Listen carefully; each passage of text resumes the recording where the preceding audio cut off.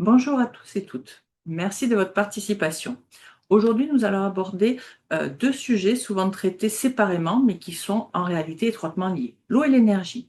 Derrière ces deux ressources, il y a des notions et des enjeux de performance, de maîtrise de coûts et de transition écologique pour les entreprises.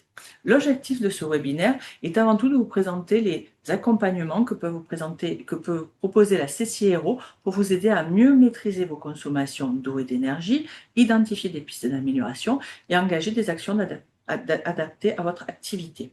Donc pour ce webinaire, j'aurai le plaisir de partager, de co-animer avec Mathia Ruiz, qui est conseiller à la CCIRO en transition écologique, énergétique, énergie et mobilité. Et j'ai le plaisir de partager ce webinaire avec ma collègue Jessica Puech, qui est chargée de mission sobriété hydrique à la CCIRO.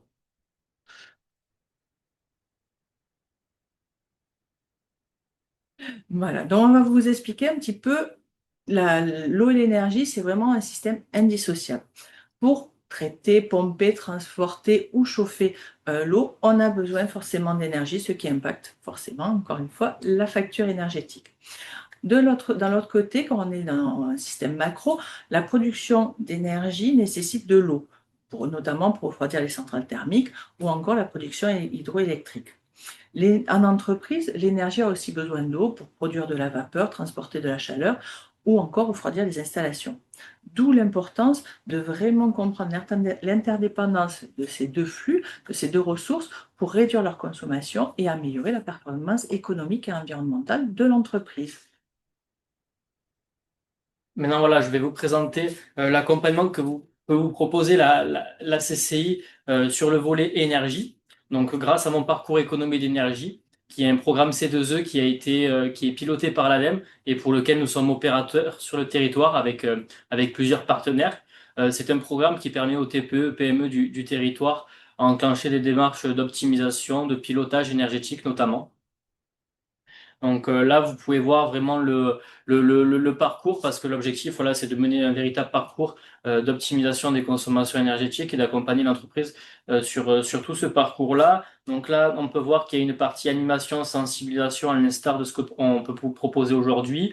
Il y a aussi une partie point info énergie que je vais vous développer tout à l'heure, une partie visite énergie.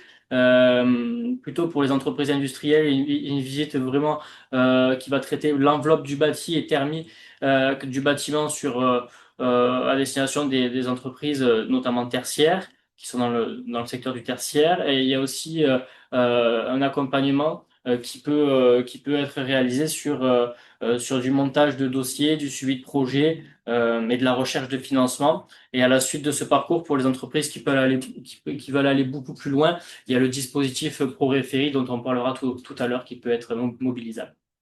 Donc voilà, les missions d'animation et de sensibilisation, ça se traduit comment? Mais par des newsletters, des webinaires, des ateliers, des manifestations, des salons et aussi des journées énergie auxquelles on peut participer. Donc le point information énergie s'articule comment?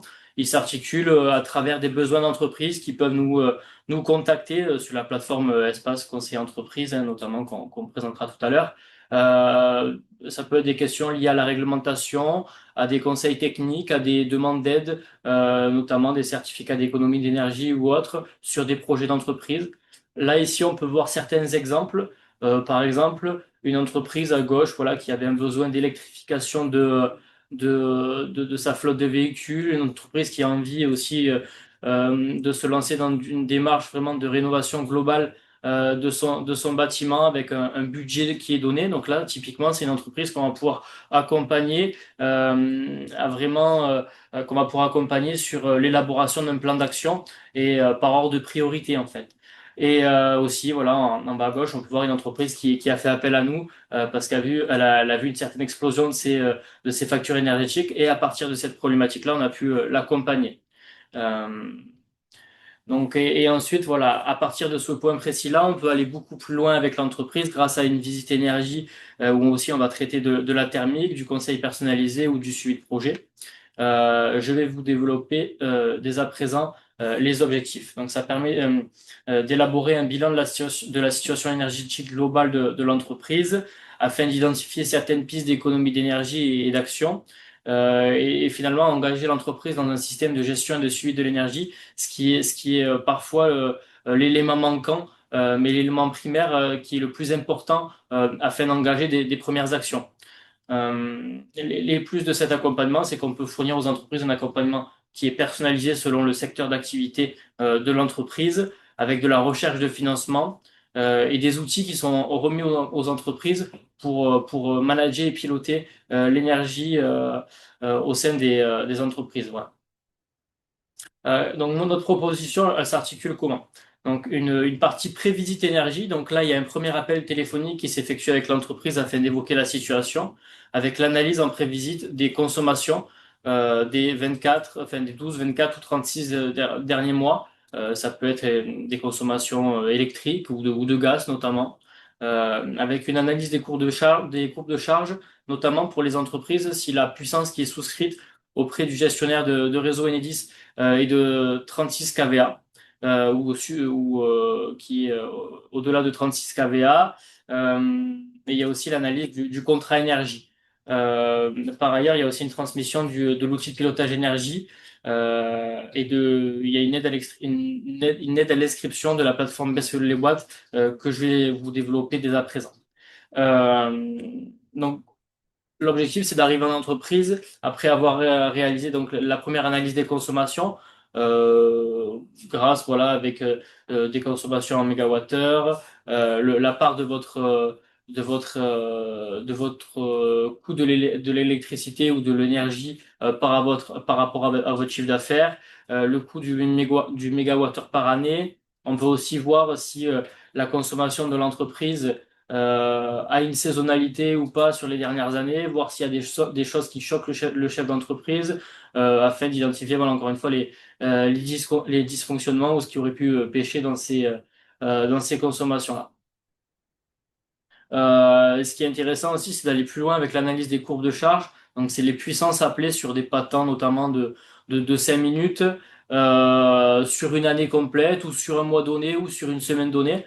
Par exemple, là, j'ai pu analyser les consommations, enfin, les puissances appelées d'une entreprise sur une semaine donnée, et on peut voir qu'elle a une consommation très linéaire, avec deux talents de consommation qui sont bien distingués entre le matin et la nuit. Le matin, par exemple, entre 80 et 90 kilowatts appelés, et la nuit entre 200 et 230 kilowatts appelés. Donc c'est très linéaire et on peut voir que voilà, ça permet d'analyser cette semaine-là avec une semaine, par exemple, en plein été ou en fin d'année. Et on va pouvoir analyser encore une fois les dysfonctionnements ou incompréhensions afin d'enclencher les premières actions. Et enfin, il y a aussi l'analyse du contrat d'énergie qui peut être intéressant pour comparer le contrat énergie que vous avez au sein de votre activité avec la répartition des consommations, voir comment la répartition des consommations au sein de votre contrat s'articule, voir s'il y a plus ou moins de taxes, voir la part qu'occupe la consommation réelle au sein de votre contrat énergie, et voir aussi comment vous consommez vraiment votre électricité. Par exemple, entre les heures creuses, les heures pleines, voir s'il y a des heures creuses été, heures pleines hiver, voilà. C'est tout ça et voir quelles sont les optimisations qui sont réalisables par rapport au contrat. Et enfin, voilà, vous présenter assez rapidement les outils de pilotage qu'on peut vous fournir et pour lesquels nous pourrons vous accompagner à l'inscription et à la prise en main de ces outils-là. Donc, un outil Excel que l'on utilise et aussi une plateforme Bestly Watt qui est une plateforme de pilotage où on peut intégrer le point de livraison de l'entreprise. Grâce à cette plateforme-là, on peut aussi développer un certain plan d'action et des actions à mettre en place directement en entreprise.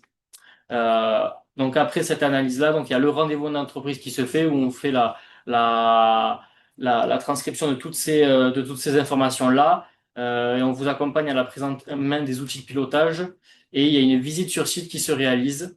Donc où on va vraiment aller voir tout le process, toutes les utilités, tous les équipements et tout le bâtiment. Et à la suite de ça, il y a un rapport personnalisé qui est fourni à l'entreprise, donc voilà, où on présente tout ce que je vous ai déjà présenté précédemment, le profil énergétique, l'analyse du contrat, un état des lieux sur le process, les utilités, avec des préconisations et un plan d'action qui est opérationnel. Et après ça, 6 mois, un an après, il peut y avoir un rendez-vous de suivi de ce rapport personnalisé pour voir où est-ce que l'entreprise se situe par rapport à par rapport à tous ces changements et tous ces investissements s'il y en a eu. Il est important pour moi aussi de vous rappeler qu'il y a une formation ProRefI qui est intéressante, notamment pour les entreprises industrielles qui voudraient aller plus loin dans le management de son énergie. Donc, il y a une partie à distance et une partie en présentiel et un accompagnement individuel qui se fait pendant 6 mois après la partie en présentiel. Les prochaines sessions se dérouleront à Nîmes le 8 et 9 octobre et à Blagnac les 19 et 20 novembre. Et enfin aussi le prochain webinaire de Mon parcours économie d'énergie qui aura lieu le 17 septembre de 11 heures à 12h15. C'est en lien avec la mobilité électrique et pour qu'en fait l'entreprise ait une certaine visibilité sur voilà, les conditions, les coûts, l'avantage et les frais éventuels au passage à l'électrique. Donc aussi, il y aura aussi l'intervention sur le volet assurantiel, les avantages en nature, la fiscalité. Et enfin, on aura un balayage de toutes les aides disponibles sur le passage à l'électrique. Merci. Donc, on a déjà vu qu'il y avait un lien très étroit entre l'eau et l'énergie. Et donc, effectivement, une mauvaise gestion de l'eau va entraîner forcément une surconsommation d'énergie. Si l'entreprise n'a pas une énergie décarbonée, de ce fait, la surconsommation d'eau entraîne une hausse des émissions des gaz à effet de serre. Donc, vraiment, c'est l'importance de réduire sa consommation d'eau permet de diminuer simultanément la dépense en eau et en énergie. Donc, c'est vraiment le message à retenir. Améliorer la sobriété hydrique renforce la performance énergétique. Donc, si on revient un petit peu en arrière sur qu'est-ce qui s'est passé chez nous, on a eu en 2022 une année de sécheresse record. 2026 est bien parti pour la battre, malheureusement, avec une ressource en eau potable poussée dans ses limites. Contrairement, en février cette année, on a eu cet hiver, on a tous constaté un hiver très pluvieux, ce qui est prévu dans le changement climatique, hein. Et de ce fait, la plupart des nappes ont été rechargées. Donc, on peut se demander ce qu'il en est aujourd'hui. Ça, c'était une extraction d'hier du site Vigéo, qui est très bien si vous voulez savoir où en est la restriction en eau sur votre territoire. Voilà, donc pour l'eau potable, hier, on était avec 3 zones en alerte renforcée sur l'Hérault. L'alerte renforcée, c'est juste avant la crise, c'est le niveau le plus, on le voit en bas, c'est le niveau le plus haut. Il y avait 3 zones aussi en alerte et tout le reste du bassin et de l'Hérault était en vigilance. Ce qu'il en est maintenant pour l'eau superficielle. Donc c'est la même chose, 3 zones en alerte renforcée, 3 zones en alerte et puis le reste en vigilance. Et enfin, troisième type d'eau, les eaux souterraines. Alors effectivement, on peut voir que là, il y a juste une vigilance sur la nappe des sables de l'Astien, mais on voit qu'autour, c'est même des limites administratives, on voit qu'autour, la vigilance est de mise. Donc pour information, dans les l'eau potable vient essentiellement des nappes souterraines, dans sa quasi-totalité. Donc on se doute bien qu'il va falloir être très vigilant cet été et dans les années à venir, d'où l'idée effectivement de tous se mobiliser pour économiser cette eau. Le but, c'est effectivement de ne pas subir la sobriété, mais d'en faire une opportunité afin de sécuriser son activité et aussi de baisser les coûts d'approvisionnement. Le coût de l'eau, c'est vraiment le vrai coût de l'eau, c'est vraiment à retenir. Souvent, quand on fait des calculs après de retour sur investissement pour des investissements ou quand on veut gérer l'eau et s'en inquiéter, on pense souvent juste à la facture d'eau. Mais il faut voir tout ce qu'il y a autour. Déjà, souvent, on va peut-être penser à tout ce qui est équipement autour, la maintenance, les ressources humaines pour faire cette maintenance, l'énergie dont il est vraiment, aujourd'hui, on voit que c'est lié. Et on peut penser également aux réactifs et à tout ce qui est consommable. Là, déjà, on a un coût qui est plus le même que ce qui est sur la facture. On pense moins souvent à budgéter, à prévoir tout ce qui est entraîné par une mauvaise gestion ou une imparfaite de l'eau, de l'entartrage, de l'usure ou des fuites et des surconsommations, puis tout ce qui peut être aussi non-conformité. Et là où vraiment on voit vraiment le coût va vraiment exploser, c'est quand il y a une pénurie d'eau. Forcément, il y a une baisse d'activité peut entraîner une fermeture temporaire ou un arrêt de production et forcément des pertes de chiffre d'affaires et de compétitivité. Donc, c'est vraiment à retenir l'eau, le vrai coût de l'eau et peut être, faut en tenir compte quand on va partir sur des investissements et quand on va calculer le retour sur investissement. Pour exemple, l'entreprise Alto en Bretagne, dernièrement, a eu 5 jours de fermeture liés à une restriction d'eau. C'est une entreprise de 1500, enfin, deux entreprises de 1500 personnes. Et là, effectivement, ils viennent de se lancer dans une plan de sobriété hydrique avec 3,5 millions d'euros d'investis et une consommation de baisse de 30% de leur consommation d'eau sur 5 ans. Donc souvent, effectivement, le calcul n'est pas le même une fois qu'il y a eu ce genre, malheureusement, d'événements. Donc c'est pourquoi il faut être tous mobilisés et que la CCI peut vous accompagner, que vous soyez une entreprise industrielle, touristique ou une activité tertiaire. On a mis en place un diagnostic de sobriété hydrique, mais vous pouvez dès à présent réaliser l'autodac de sobriété hydrique disponible en ligne. Alors, comment ça va se passer? Déjà, grâce à notre partenariat, il y a des financements de l'Agence de l'eau, RMC, de l'ADEME, de la région et de la DRETS pour vous accompagner. Ils prennent en charge effectivement ce diagnostic. On le fait en partenariat aussi avec la CMA. Donc, on va d'abord avoir un premier contact téléphonique pour essayer de récupérer des éléments et en fonction, on continuera le recueil des données pendant la visite en présentiel. On va identifier les usages et surtout, on va évaluer votre performance de sobriété hydrique à travers votre management de l'eau, la connaissance des usages, si vous avez des compteurs, si vous les relevez, si vous avez déjà une politique, si vous avez mis des choses en place pour vous adapter à cette absence d'eau. Et enfin, si vous avez pris en compte l'adaptation ou si vous avez anticipé cette future, les pénuries d'eau. Voilà.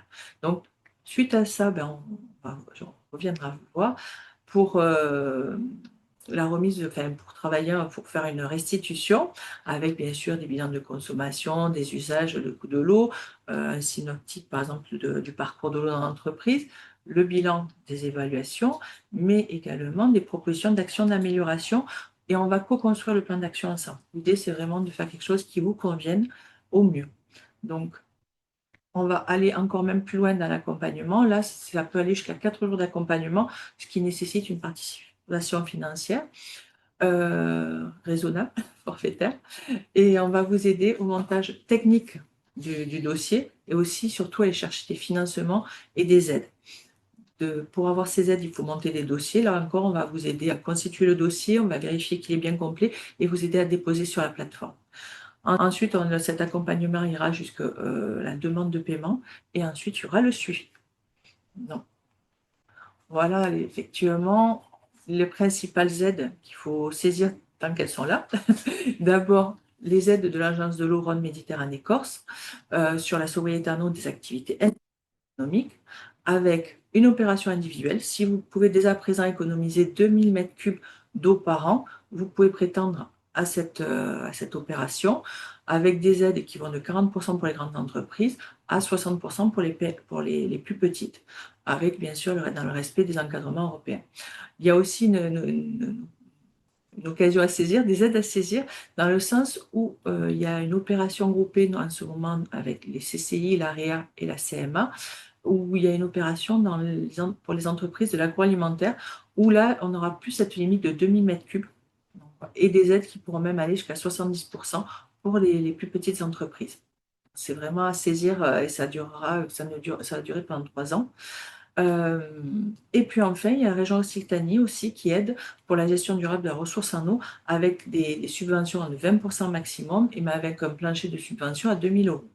Voilà, c'est vraiment des occasions qu'il faut saisir pour anticiper. Donc, j'espère qu'on vous a convaincu de l'intérêt de traiter la thématique en même temps. Et nous vous remercions de votre attention. Et n'hésitez pas à nous contacter, vous avez nos coordonnées. Et voilà. Donc, merci beaucoup de votre attention. Merci à vous.